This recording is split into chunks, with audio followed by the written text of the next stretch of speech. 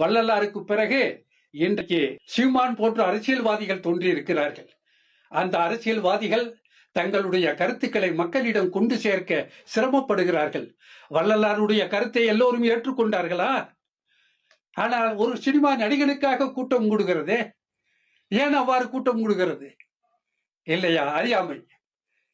அந்த அறியாமை சாராய கடைகளில் கூடக்கூடிய கூட்டமும் ஒரு நடிகனுக்காக கூடக்கூடிய கூட்டமும் ஒன்றுதான்.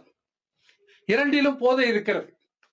அந்த போதை தமிழர்களிடையே வந்துவிடக்கூடாது என்பதற்காகத்தான் சீமான் நாம் தமிழர் என்ற கட்சியை துவக்கி மக்களிடையே கொண்டு சேர்க்கிறார்.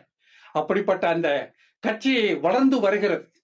மக்களிடையே, இளைஞர்களிடையே வரும். எப்பொழுதுமே உண்மை கசக்கும், உணர்ந்தால் இனிக்கும். அந்த உண்மையை சொல்லக்கூடிய வழியிலே நாம் தமிழர் கட்சியினுடைய ஒருங்கிணைப்பாளர் சீமான் செய்து வருகிறார்.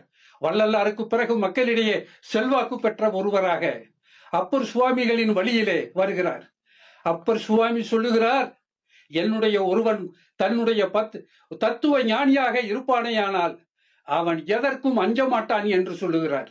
திருநாவுக்கரசு சுவாமிகள் சொல்லுகிறார், செற்றிலியன் சீவிலியன் செஞ்சாந்து பூசிலியன் மத்தகத்தே யுளி நாட்டி மறிக்கிலன் வித்தகன் நந்தி விதிவெளி அல்லது தத்துவ ஞானிகள் தன்மை குன்றாரே. இந்த திருமூலருடைய திருமந்திரத்திற்கு இணையாக அந்த வழியிலே வாழக்கூடியவர் சீமான். அவர் யாருடனும் கூட்டணி சேர மாட்டார். திருநாவுக்கரசர் கூட்டணி சேரவில்லை. பிற்காலத்தில் சுதந்திரத்திற்காக பாடுபட்ட சிதம்பரம் பிள்ளை போடுபடவில்லை. யாருடனும் போரிடவில்லை. யாரையும் கூட்டு சேர்க்கவில்லை. தனித்து நின்று போராடினார்கள். அதே போல இன்றைக்கு சீமான் தனித்து நின்று மக்களை நல்வழிப்படுத்துவதற்கு அவர் முயற்சி செய்கிறார்.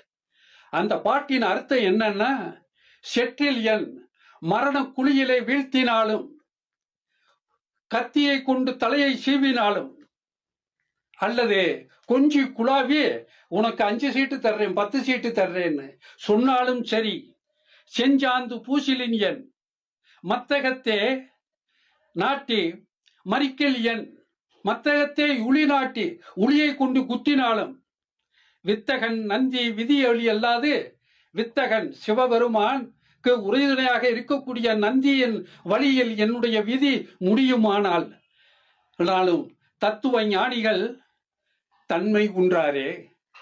இது திருமந்திரத்தை எழுதிய திருமூலர் கருத்து. தத்துவ ஞானிகள் எப்பொழுதும் தன்னுடைய கருத்தில் ஆழமாக இருப்பார்கள். அப்படிப்பட்ட கருத்தை கொண்டவராக சீமான் இருக்கிறார். அந்த காரணத்திற்காகவே நான் அவருக்கு பின்னால் நிற்கிறேன். அதோடு மட்டுமல்ல, அவருக்கு பின்னால் நான் வருவதற்கு காரணமாக இருந்தவர் தமிழ் தேசிய பேரியக்கத்தின் தலைவர் ஐயா மணியரசன் அவர்கள் வழியிலே நின்று இன்றைக்கு தமிழ் வழியை மக்களுக்கு கொண்டு செல்ல வேண்டும் என்ற நோக்கத்தில் நாங்கள் அதனை செய்து கொண்டிருக்கிறோம்.